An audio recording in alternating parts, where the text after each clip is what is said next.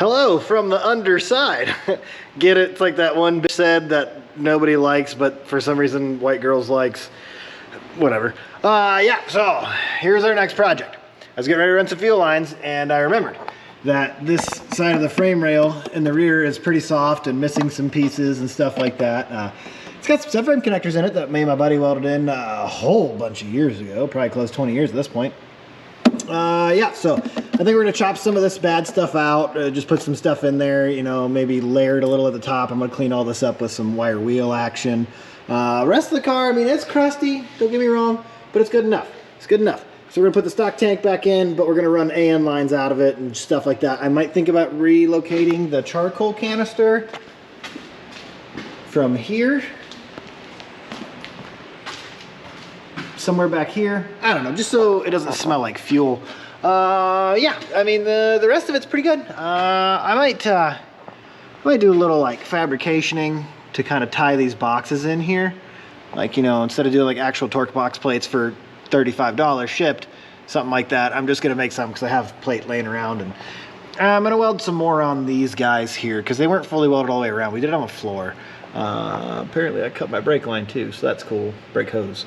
Yeah, so let's just jump in here. Let's just get some stuff done, and then we'll give it a, you know, Walmart paint job, and we'll probably start seam sealing some of this stuff. Maybe weld on this crap here. It's fine. It's firm. It's solid. How do you make a tissue dance? Put a little boogie in it. Wait, that was anyways, yeah, all right. Going according to plan here. We're gonna go ahead and get this guy melted in. A little softer over here than I thought, but I think it should be okay. We'll finish up a little weld here. We're gonna end up tucking this under, and then I'll probably do a whole piece that goes here and kind of over here, you know, to like box all that in, so that way it's even more gooder. Sorry, my camera skills suck today. But yeah, I'm gonna go ahead and melt this in here so that it's brand new. One thing I can't stress enough, because I keep telling myself the opposite, it's always rustier than you think. So now we're gonna run a whole strap down the bottom here, sorry for the poor lighting and handwork, and probably overlap it up here a little bit. That way we can tie this in. The welds aren't terrible, they're not the worst I've done. I'm gonna touch them up a little bit, you know, make them a little better. There's also another hole up there I wasn't expecting because I thought I couldn't poke through that. But anyways, yeah, so remember, it's always rustier than you think, guys. Hey guys, remember that part where I said there's always more rust than you think? I even stabbed that and hit it really hard with the wire wheel and nothing happened. Ended up fish plating that guy, so that way it's nice and strong. I'm gonna add a little weld right here that we missed before, years ago. But yeah, this is now stronger than stock. It's double layered. It goes around the back. I'm gonna have to do something about this here. Maybe just cover it in paint. I don't know, but we're making progress. It's almost time to do fuel lines now. Yay! So that sticker is now part of this, and yep. Oh, this paint is really crappy.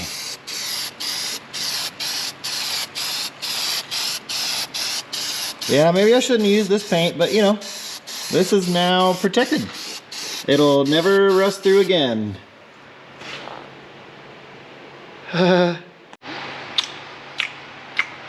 Just occurred to me after I painted that, you know, with that premium paint you just saw there. I have a little can of Pour 15 that I had planned to use for the floorboards and such. Oh well, nobody's ever gonna see that besides you guys. Let's put a fuel tank in or something and maybe run some fuel lines there. I'm not gonna lie to you guys, I'm not great at making AN lines. I did that side, you know, that's pretty neat. I'll show you how I do it. You don't have to do it this way. I like to tape them and then cut them with a grinder. So let's do that. This side, that side's going to the fuel tank, and this is going where my fuel filter's going. So, yeah, that's why we're doing this. Give you some context. We're making fuel lines now. If you missed that part, maybe you got up to get a beer or something, maybe a Pepsi. Wow, cherry Pepsi, that's my favorite. This is also why you got to clean your lines out. See all that crap falling out of there? Yeah, this is why you got to clean your lines out before you run them, which we will do so. See, we're done taping. And that's it's a pretty decent cut, you know. Pretty good, eh? I guess I should have a fitting over here.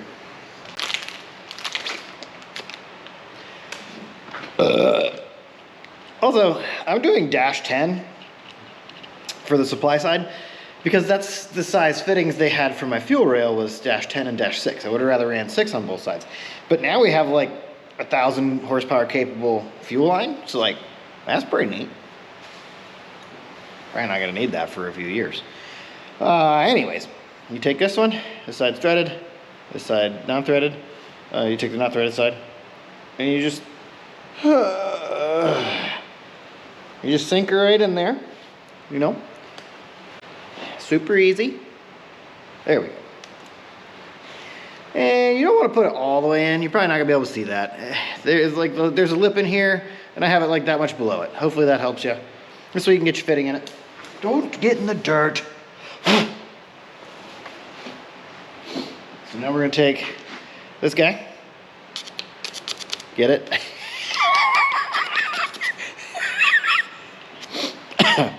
Yep. And you start threading her in. Yeah, dude. Okay.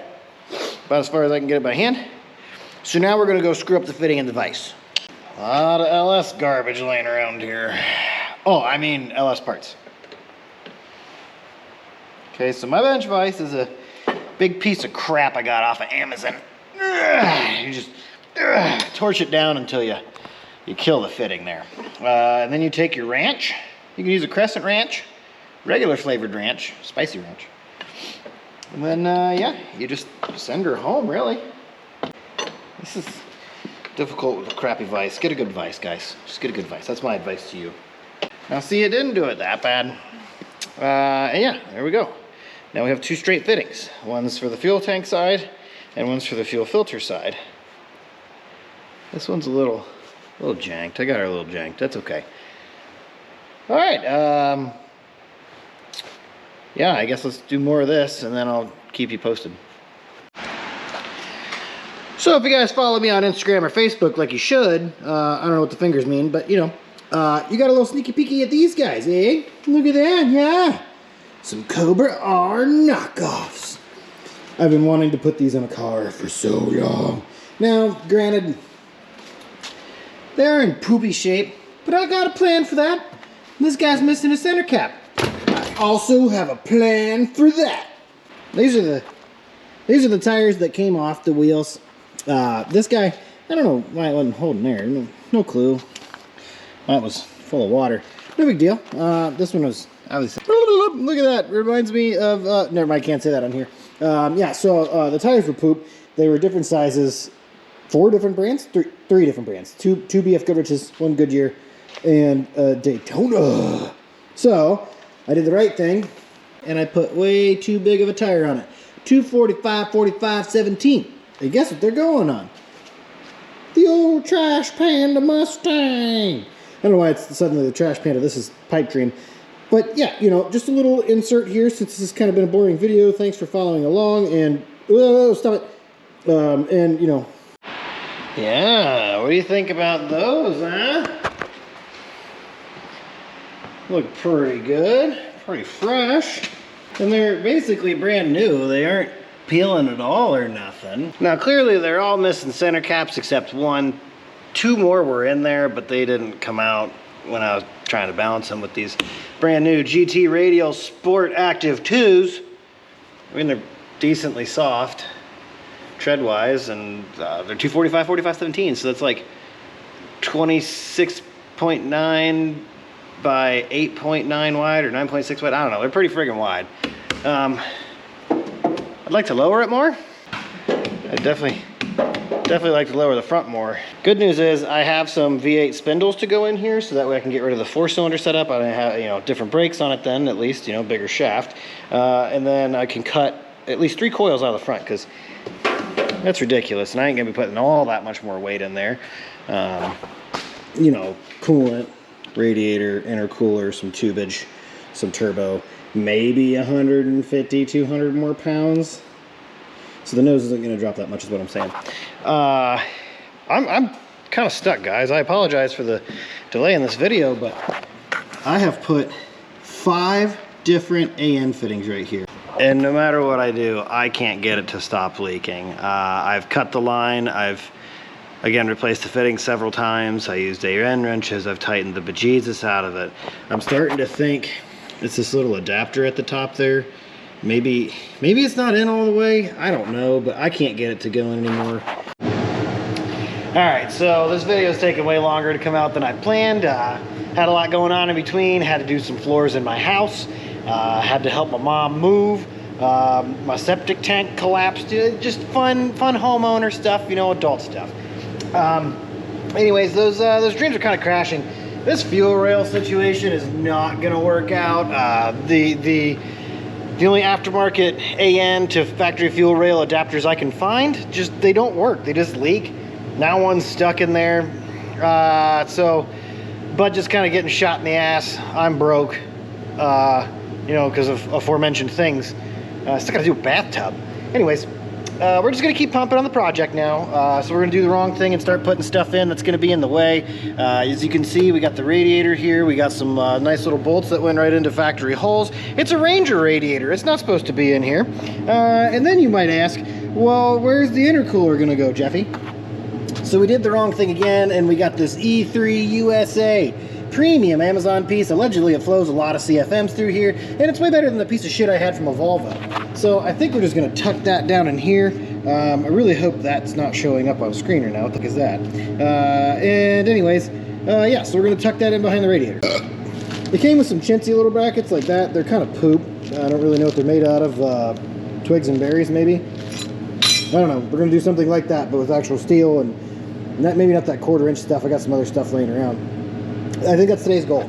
So let's hop right in here. Let's figure out some mounts from underneath for the regulator, because right now it's just kind of doing that number. I don't really like that. I guess I could let it fly, maybe zip tie it. I don't know. Just use the pull bar and garage method. Sink some self-tappers in it. I would if I didn't put that sweet tubular radiator support in there. Done yakking. See you in a bit. All right, so here's what I'm thinking. It's got these minty little posts hanging off here, and I found these brackets in the other car.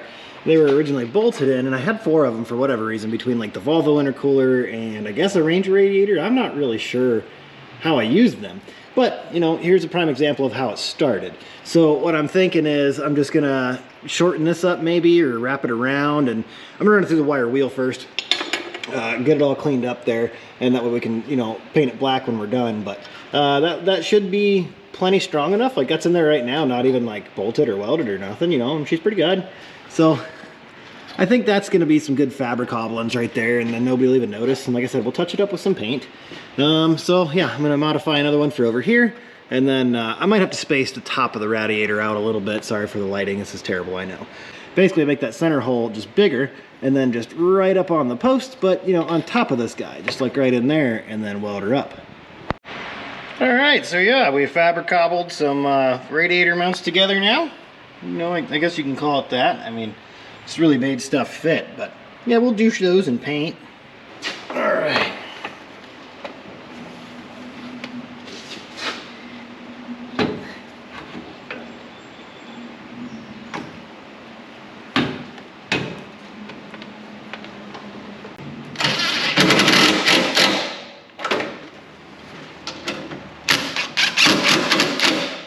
All right,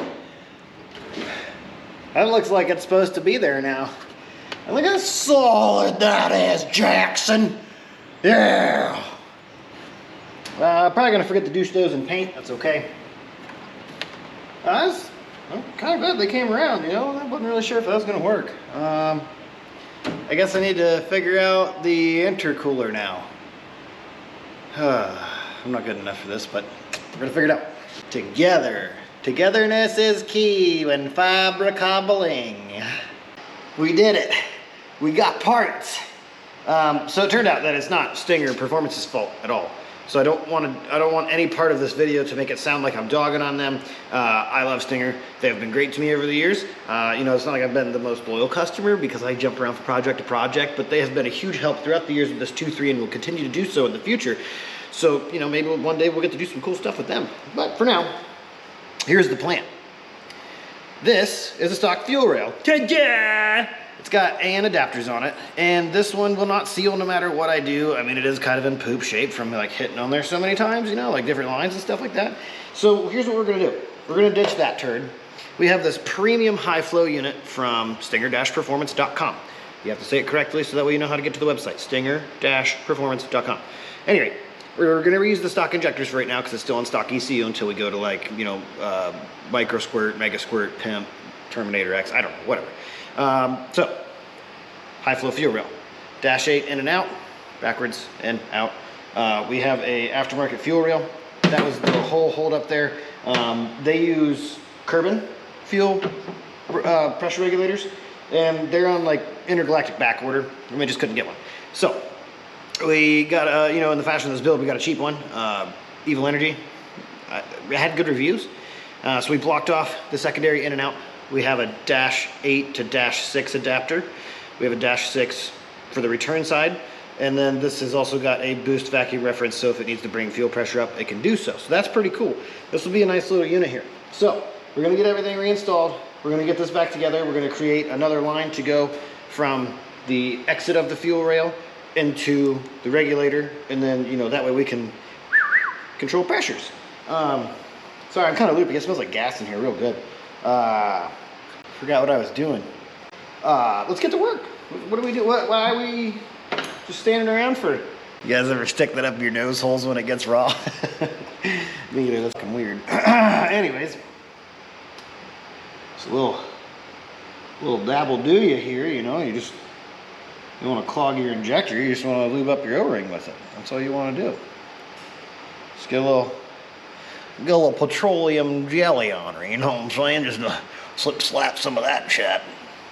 Now I know you can't really tell a whole lot about injectors by just staring at them.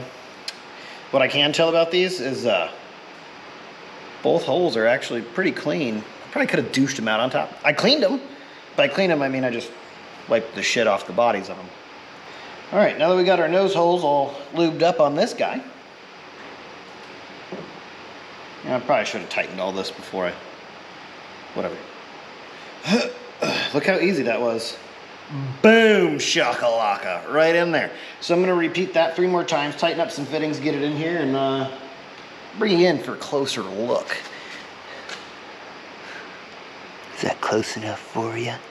You liking that there look? Got our fittings tightened up here. Got some gas oil on this stuff. You know, this is the best thing ever. It's like gas oil, aerated, water, whatever the hell. This is the cool stuff ever. Thanks, Vice Grip Garage, for the tip. Yeah, anyways, so we got these fittings all tightened up. We got the fuel pressure gauge tightened up. All the oil rings lubed in there. We got this little pluggy port all lubed up in there. Wait, sealed up. That's it. I don't know what the hell I did with the bolts. I'll find those shortly. Let's stab this thing in here and see what we can do.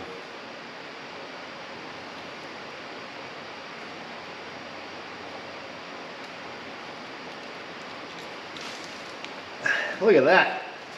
Put the right amount of schmutz on there. These puppies go right in. Seal up nicely. Put our return right out of the way. Dang, dude.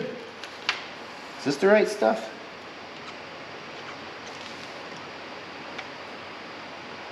I mean, it must be. I don't know, man. I got parts and tools and stuff laying everywhere. I need to clean real bad. Real bad. Stupid oil hose. Anyways, you can see the supply line goes right in there now. So we can tighten that guy up, and we can tighten those up just a little bit more, and everything fits nicely. Look at that, beautiful. And that'll put our return right there, and I think we're just gonna loop, and I think we're just gonna loop right here, right through here, and we're probably gonna put the regulator, oh, hell, maybe we'll just use these two random bolts now that you can see them. Yeah, that kind of, I don't know, we'll figure it out. So actually, I'm kind of thinking somewhere up in here, so I found that I have a 45 for 8AN. So run this under here, loop it through here, and then run this 90, and then it's all tucked underneath the intake, and you can't see any of that. And I should be able to still see the pressure gauge, which I can also put a pressure gauge right here, which it came with one. So I think that's what I'm going to do. So let's fabricate a line like... Damn it! All right, yeah, look at that, dude. Look at that, dude. Runs right up there, dude. Got the return right there, dude. Got this thing mounted, dude. I think I'm gonna go ahead and put the gauge in here. That way, you know, you got two places to see gauge stuff. Why not? Fuel pressure, soon. Look at that. I mean, it's not running, so it's kind of bleeding off there, but you know.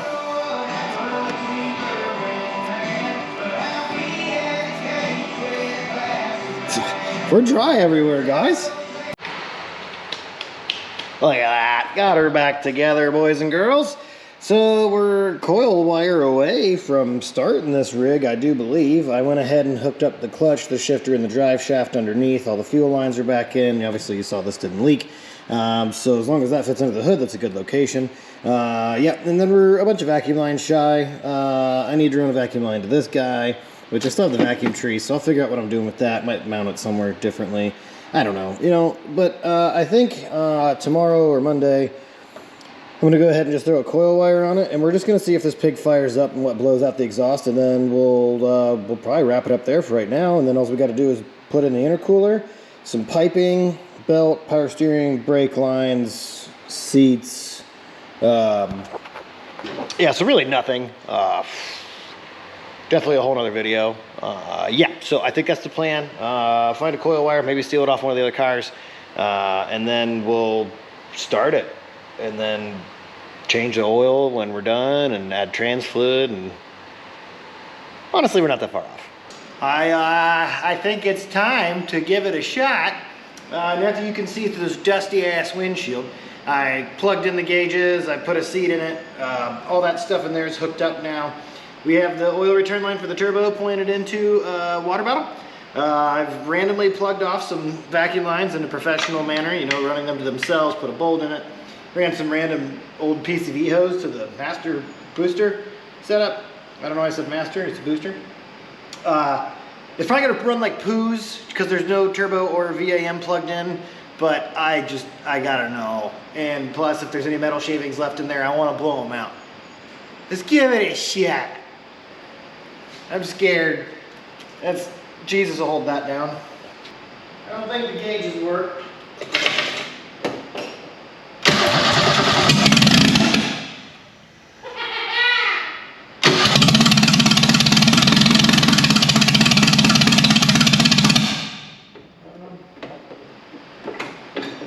Not sure what's going on. Power cable doesn't do anything in here.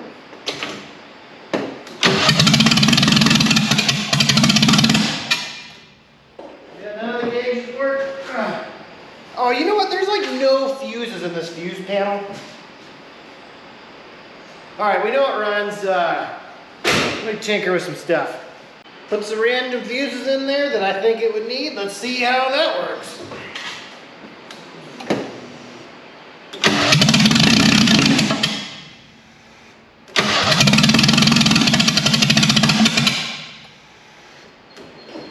Okay. The tach works now. So we're getting somewhere. It's pumping oil, so we got oil pressure. I forgot to look at those gauges, you know, maybe they were important, I don't know. Still don't see any fuel leaks, so that's pretty cool. It sounds terrible. I'd like it to run a little bit longer. I don't really know what's going on with the throttle. We'll dink with that. Maybe we can get it to run a little bit longer, make sure I blow anything out, and then we can put turbo and VAM and stuff in there, right? Yeah, that's what I'm thinking. Okay, so maybe you guys caught this, because I didn't. This filled up way faster than I thought it would, so oopsie daisies, I made a mess. Yeah, so maybe we should just put the turbo on now and figure out the intercooler. All right. Oh, hey, didn't see you there. Check this out. Yeah. Can't see this back here, but the exhaust is just kind of dumped to the floor. This is all held together great. Nothing is tight, everything's ready to go. Oil lines are tight. Maybe that'll work. I gotta see. I haven't hooked up the O2 sensor. I gotta see if it's gonna run. What if I screwed up the timing, even though I was really precise with it? I don't know. It happens. Let's just turn the key.